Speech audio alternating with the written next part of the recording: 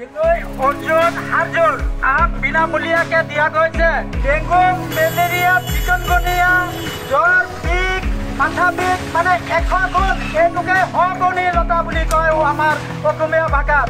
আৰু কোনোবা মোবাইলত চাইছে আজি প্ৰকৃত আপোনালোকে গাড়ীত আমি 800 পুলি আনিছোঁ ফ্ৰী বজাৰত বিনামূলীয়াকে দিবলৈ। আৰু এজনৰ ঘৰত থাকিলে 10 ঘৰৰ কামত দিব।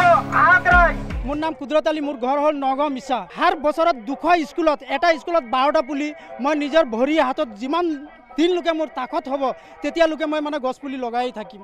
মই হাৰ নামাৰোঁ, মই ঘৰ বাৰী একো নবনাম, লেকিন মই গছপুলি লগাইহে মৃত্যু বৰণ কৰিম। হ্যাঁ, মই নাথাকোঁ এই দুনিয়াত, বেছিৰ পৰা বেছি 40 আৰু 35 বছৰ জীয়াই থাকিম, লেকিন মোৰ গছ গছনি 200-250 বছৰ 300 বছৰ জীয়াই থাকিব।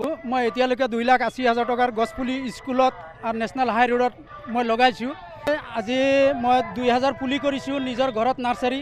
হিন্দীতকৈ গেলৈ অসমীয়া ভাষাত অমৰলতা আৰু সগুণী লতা কয়। এইটো ফেমাছ দৰৱ হয়, আপোনালোকে মোবাইলত চাব পাৰে, টিভিত চাব পাৰে।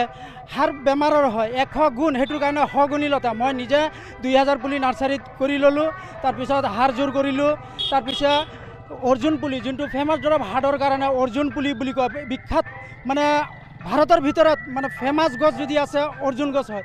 মানুহ বিচাৰি নাপায়, তাৰ ছালটো লৈ গছটো মাৰি পেলায়। সেইটো মই 4500 পুলি কৰিছোঁ নিজে। এতিয়া বজাৰে বজাৰে মই 800-800কৈ পুলি মই বিনামূলীয়াকৈ ৰাইজক বিতৰণ কৰি আছোঁ। গছ গছনি লগাবৰ কাৰণে খুব মোক ভাল লাগে। আজি এটা মানুহৰ বয়স হ'ল 80-85 বছৰ, এটা গছৰ 200-250 বছৰ এটা গছ জীয়াই থাকে। আজি যদি গছটো যদি মই আজি লগাই গৈছোঁ, আজি মোৰ 45 বছৰ বয়স হৈ গৈছে, আজি যদি মই গছটো লগাই গৈছোঁ 200 বছৰ গছটোৰ আয়ু হ'ব। লোকে চাই ল'ব। মই ফল ফলন্তি গছ লগাইছোঁ, লোকে যেনেকৈ আম, কঁঠাল, জাম, হাৰ ফলৰ গছ লগাইছোঁ।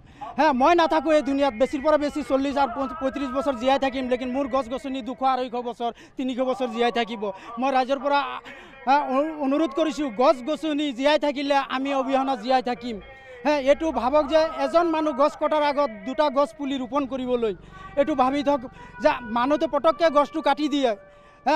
গছ লগোৱাটো নিজৰ কাৰণে আয়ু বাঢ়ে।